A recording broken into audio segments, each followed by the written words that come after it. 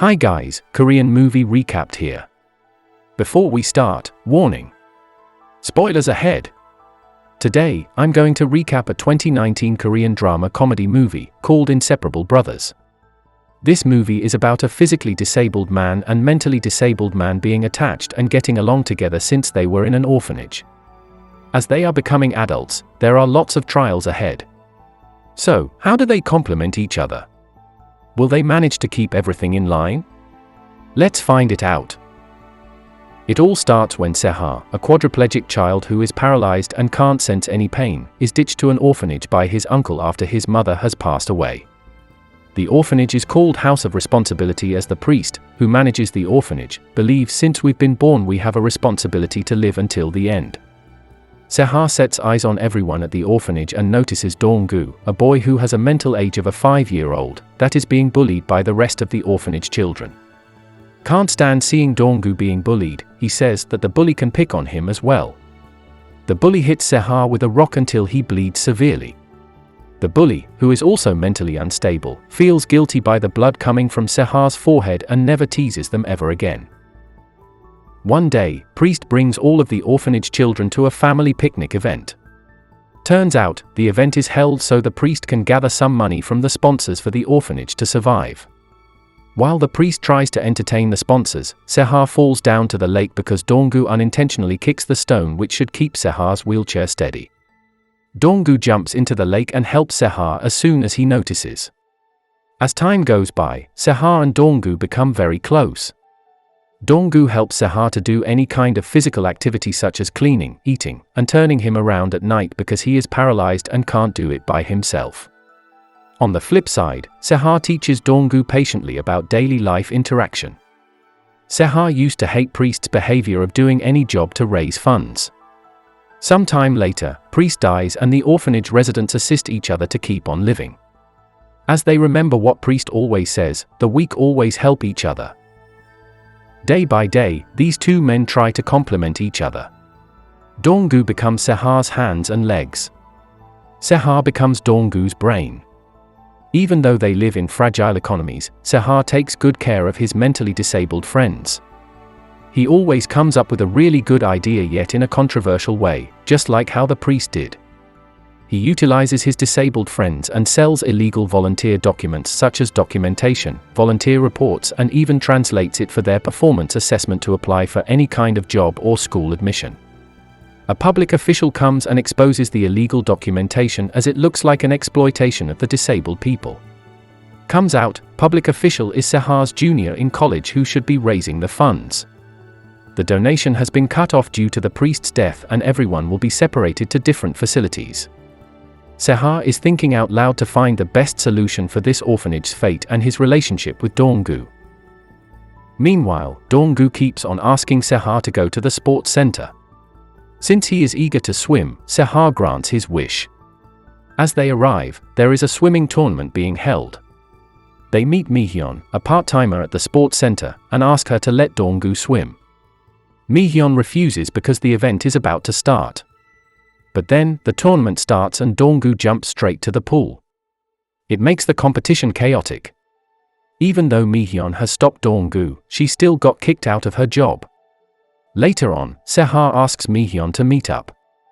He asks Mi-hyun to be Dong-gu's swimming coach as he realizes the winning prize is really big so it might cover up the orphanage rent bill. After a long negotiation, Mi-hyun agrees to be Dong-gu's coach. Even after being coached by Mi-hyun, Dong-gu can't attend the competition because they are 5 minutes late for the registration. They've tried everything they could to persuade the committee so they can join the competition, but nothing succeeded. Sehar, the smartass, always gets what he wants. With his cunning strategy, he asked the three of them to act like they've been humiliated by the committee. It is a big success, even the media try to reach them out to do the interview. Then, the competition day arrives. At first, Dong-gu leads the competition by being in first place. But then he stops in the middle of competition and doesn't finish the race. Sehar is furious and keeps yelling at Dong-gu until he throws a tantrum at the public space.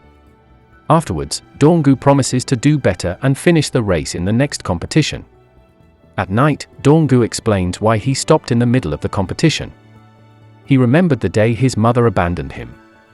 He then reassures Sehar that he will never leave him.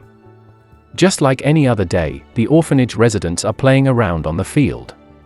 Then, the youth department barges in and brings them to another facility since the orphanage is about to be demolished tomorrow morning. They keep begging to live together, even Dong-gu says that the priest won't abandon one another. However, there is nothing more that Sehar can do.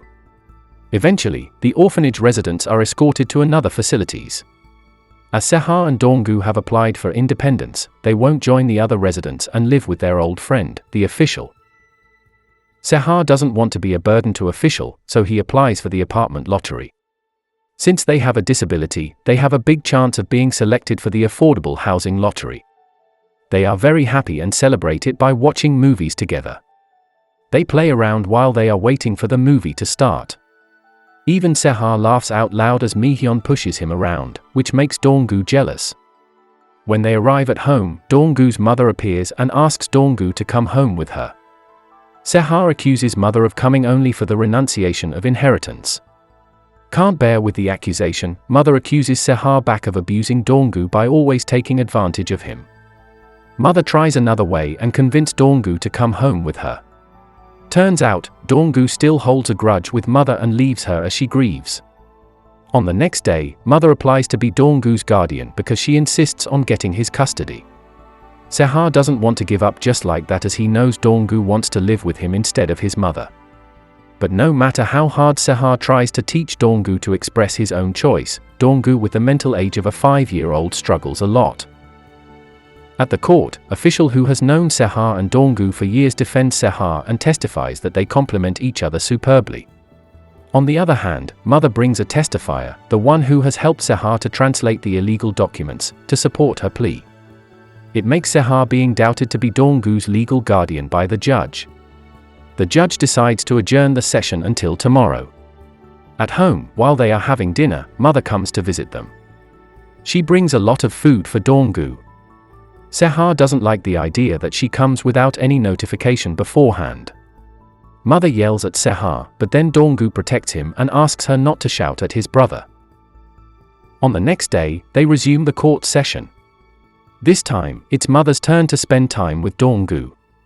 Dong-gu sees Sehar gets along with Mi-hyun and official from afar, which makes him restless.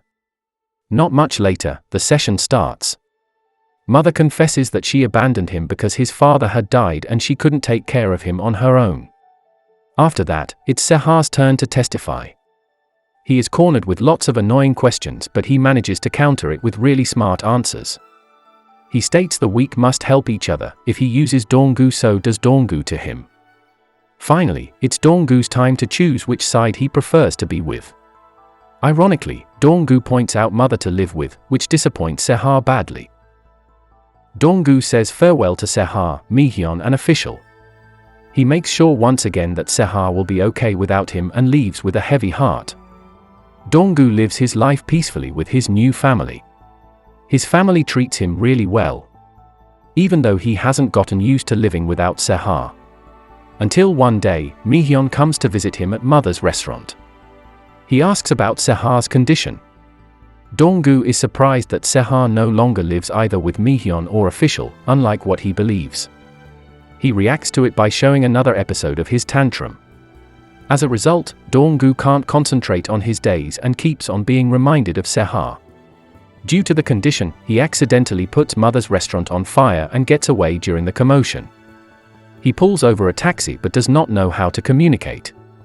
Until the taxi driver sees his shirt written Dongdaemun Sports Center and brings him there. Unfortunately, the sports center is closed. Dong-gu is really clueless and has nowhere to go. He sees a trolley cart and starts to push it around. It feels like he pushes his brother around just like old times.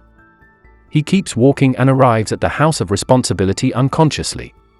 Everything has been destroyed and demolished. He threw a major throwback in this place with his friends, especially Sehar. He finds the old calendar where they have marked his promise to do well on the next competition. He cries and ends up staying overnight there. Mother searches for Dong-gu and calls Sehar as well. Sehar is enraged after hearing how mother is really reckless in taking care of Dong-gu. At night, Sehar is awake. He is about to make a phone call to notify mother and tries to reach the phone with his mouth. As a result, he lays on his stomach and can't get his body to turn around. He can't breathe and faints after some time. Fortunately, he is rescued to the hospital in time. He asks official to tell mother that Donggu might be at the house of responsibility. With Sehar's information, mother immediately goes to the orphanage and picks Donggu up at the right time. On the competition day, Mihyun asks Sehar to come. Sehar turns down Mihyun's invitation. He chooses to learn how to use the electric wheelchair instead. However, Sehar sees lots of things that remind him of Donggu. He gets triggered and immediately goes to the sports center with his electric wheelchair. He doesn't care about any worst case that can get to him. Unfortunately, he still lacks control of his new electric wheelchair and got into an accident. As a last resort, he struggles to send a voice message to Mihyun saying that mother should be on the end of the finish line as Donggu has always been longing for mother to come back. At the other location, Donggu is nervous about his competition. He starts the race flawlessly. In the middle of the race, Donggu stunts once more and recalls the day when mother abandoned him. Now, mother who he used to await is already on the finish line. Yet, he doesn't move an inch. It looks like he is still waiting for another person. Finally, Sehar appears and Donggu continues and successfully completes his race. Sehar is really touched and happy to see Donggu again. Donggu comes to Sehar and says that he keeps his promise to do well in the next competition. At last, he really did. In the end, mother gives in and lets Donggu live with Sehar in their new apartment. Eventually, they are able to live happily once more with Mihyun as their new member. It turns out, when they were a child, Sehar didn't fall by accident, yet he chose to drown himself as he was jealous with the other abled kids. But then, Donggu chased after Sehar and saved his life, resulting in their thicker-than-blood relationship as unrelated brothers. Subscribe to watch more videos like this, turn on notifications, and leave a like and comment to help the channel out. Thank you for watching, and may you have a joyful holiday this Christmas and New Year season.